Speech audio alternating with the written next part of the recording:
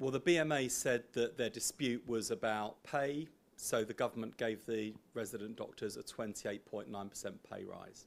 They then said it was about jobs because of the competition for training places being around 4-1. So we offered thousands more training places and emergency legislation to reduce the competition down to less than 2-1. I think it's now clear that what these strikes are really about is the BMA's totally unrealistic demand for another 26% on top of the 28.9% pay rise they've already had.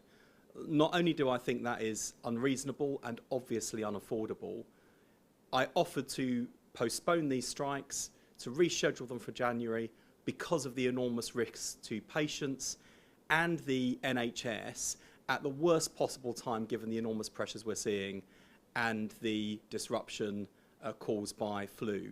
The BMA have chosen to strike this week not only to cause maximum impact and damage to the NHS, but choosing to do so at a time when there is the maximum risk to patients. I think that is irresponsible and I think it's dangerous. And even now, if the BMA want to reschedule to January, the government will facilitate that. You did say you couldn't guarantee patient safety, so you're standing by that?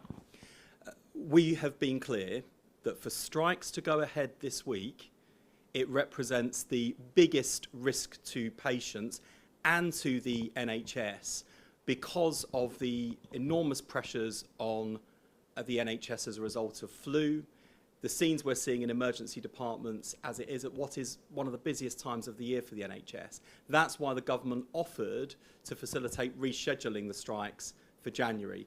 The BMA refused that offer, and now they've rejected an offer on jobs that would have delivered 1,000 more training places, that would have introduced emergency legislation to reduce the competition for training places down to less than 2-1. So on top of the 28.9% pay rise the BMA have already had, this government has gone to great lengths to work with them, to address doctors' concerns, and to do so in a way that is both reasonable and urgent, but also affordable. The BMA have rejected that approach, and now there is serious risk to the NHS this week. You're standing by your offer, or is there room for renegotiation here? The government made an offer to the BMA that would have addressed their dispute on jobs, for emergency legislation, for 1,000 more training places. That would have reduced the competition for training places right now for resident doctors from 4-1 down to less than 2-1. And the BMA have rejected that. This comes on top of the 28.9% pay rise that resident doctors have already had. So the government has done everything we can to avert these strikes. The BMA have already had a 28.9% pay rise. They're demanding 26% more. That's obviously not affordable.